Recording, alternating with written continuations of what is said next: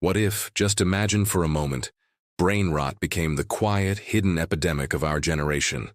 Not some dramatic zombie contagion, not a science fiction apocalypse with explosions and aliens, but a slow, invisible decay that erodes our intelligence, our creativity, our cherished memories, and even our capacity for empathy. Seriously, picture waking up one day in a world where every mind, including your own, feels just a little bit foggier, where brilliant ideas seem to fade before they even have a chance to fully form, where it becomes harder and harder to think deeply, to dream vividly, or even to feel completely like yourself. We're going to explore this what-if story together, so grab a comfortable seat, maybe a warm drink because this might sound familiar, perhaps even a little too real. It starts so quietly, doesn't it? We're living in a digital age, constantly bathed in a stream of content. Endless notifications buzz. Tiny dopamine hits come from swipe after swipe, scroll after scroll. You notice people talking less in person, reading fewer books, maybe even thinking less deeply about complex issues. You hear it in casual conversations. Someone sighs, "Ugh, I just can't focus anymore." Someone else mutters almost to themselves, "I swear, I forget everything these days." At first we shrug it off. Just stress, we say, or burnout, or that's just life in the fast lane. But what if it's more? What if it's not just a feeling, but actual brain rot, a real silent epidemic quietly sweeping through society, affecting us all without us even realizing it? The first visible sign? A creeping, undeniable shrinkage of creativity. Think about it. Writers who once crafted masterpieces now struggle to finish even a short story. Artists, once vibrant and innovative, start repeating old themes, painting the same landscapes, drawing the same faces. Musicians, they seem to copy the same melodies, the same catchy hooks, over and over again. Even our everyday conversations, the fabric of human connection, start to turn bland.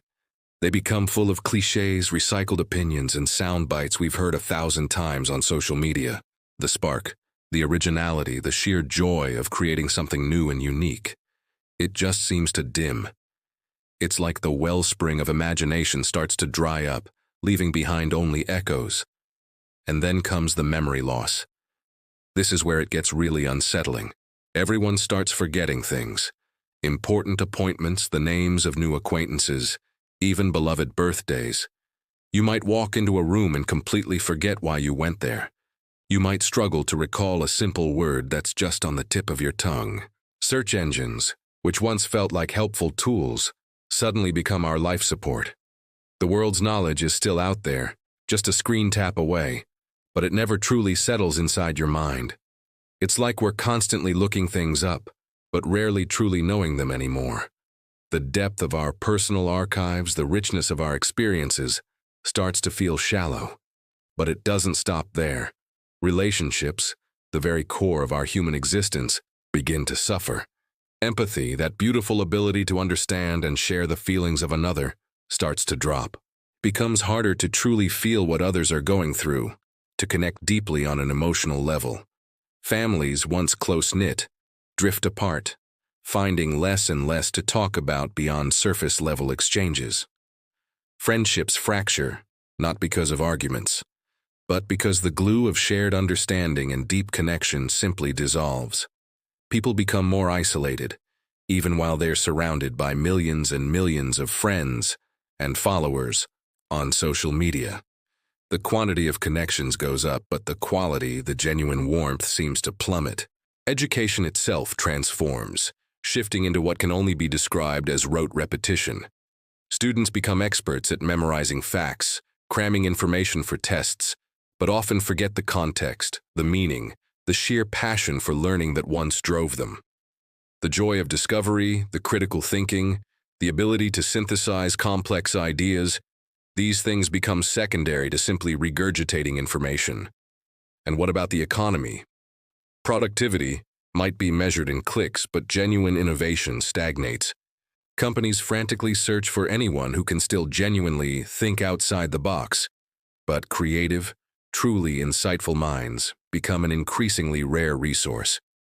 The drive to invent, to push boundaries, is replaced by a focus on optimization, doing the same things just slightly faster or cheaper. It's a world running on fumes, lacking the spark to ignite true progress. Governments, once dismissive, eventually start to panic. Is it pollution, food additives, the insidious spread of microplastics? Is it the sheer relentless overload of digital information? Is there something in our water, or perhaps even in the very air we breathe? They scramble, organizing massive scientific task forces, desperate to identify and stop the spread of this mysterious mental fog. Brain scans, when they're finally analyzed, reveal a gradual atrophy, a slow decline of brain tissue. It's a world in decay, not physically, but mentally. Society is slowly, painfully forced to confront an uncomfortable truth. We engineered our own brain rot, step by step, through our screens, our chronic stress, the chemicals we ingest, and the very culture we've built. We did this to ourselves. This realization brings forth a cascade of complex and frankly terrifying ethical dilemmas. Should we, as a society, ban social media entirely? Is it time to enact digital curfews, forcing people offline for certain hours? Should we mandate brain training exercises for everyone, making mental fitness a public health initiative? Doctors and bioethicists debate radical solutions. The promise of implants to restore lost memory, artificial intelligence supplements to augment diminished cognitive function, even genetic editing to fix damaged neurons. It sounds like science fiction, but in this what-if world, these are very real conversations. But interestingly, some voices begin to argue a different perspective. Is all brain rot truly bad? Or, they ask, is it simply the natural, albeit uncomfortable, cost of adapting to a world that moves infinitely faster than we were ever built to process? Could brain rot, in a strange, counterintuitive way, be our mind's desperate attempt at self-preservation? A way of tuning out the endless noise, the incessant demands, just to survive the onslaught of modern life? It's a chilling thought, that perhaps our brains are intentionally simplifying to cope. And this leads to a fascinating rebellion. Across the globe, groups start to disconnect. They move to designated slow zones, communities where technology is strictly banned and life returns to an analog pace. They rediscover books, engage in long, meandering conversations, and embrace direct, unfiltered experiences. They seek out the quiet, the simple, the tangible. Meanwhile, others continue their lives online, accepting, perhaps even embracing, the gradual erasure of self, the blurring of lines between reality and simulation. In the end, brain rot becomes a profound choice. Do we resist?